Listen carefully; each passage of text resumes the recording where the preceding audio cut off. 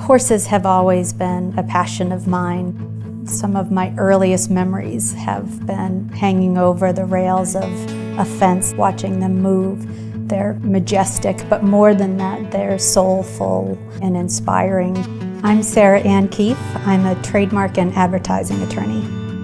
I grew up in a family of very, very limited resources, and my brother and I had to find our own way to achieve those things in life that were important to us.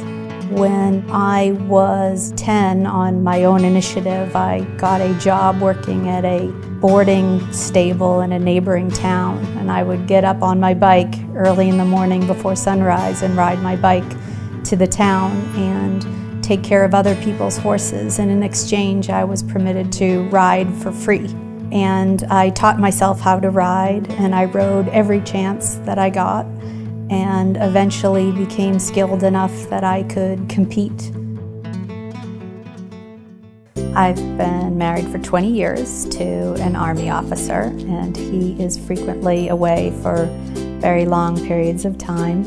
We try to learn about the countries that he is in and share that experience within the family.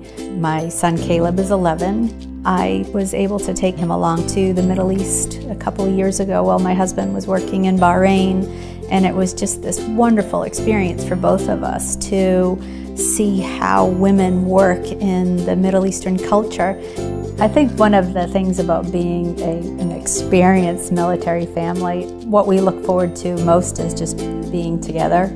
It's funny, when he was home for 2 weeks at Christmas, he walked through the house asking, do we have any new animals? Are there certain animals that you haven't told me about? And he was completely in disbelief that I had not actually added any animals during this most recent deployment. We have 2 dogs, 3 shelter cats, 11 hens, 1 rooster, 4 horses, and 2 lizards.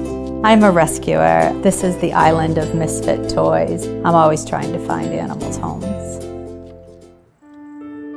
In 1998, my husband and I had our first child, our daughter Slater. Shortly after Slater was born, we learned that she was both deaf and blind. It was a very difficult time in our lives emotionally and as a family. We were told that there were very few resources for a child with that set of disabilities. So our family made the decision to move to Boston so that Slater could attend a program. One of the most difficult things about dealing with deaf blindness is communication. My daughter uses a Braille keyboard voice output device. We call it her voice.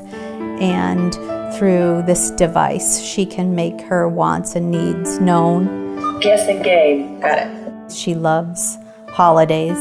She loves the calendar. She wants to know what people dream about. She's overcome a lot, but she's really showed us to persevere, and she's very happy. When she sends me emails, she almost always ends with, "I am happy," and that's a pretty great thing.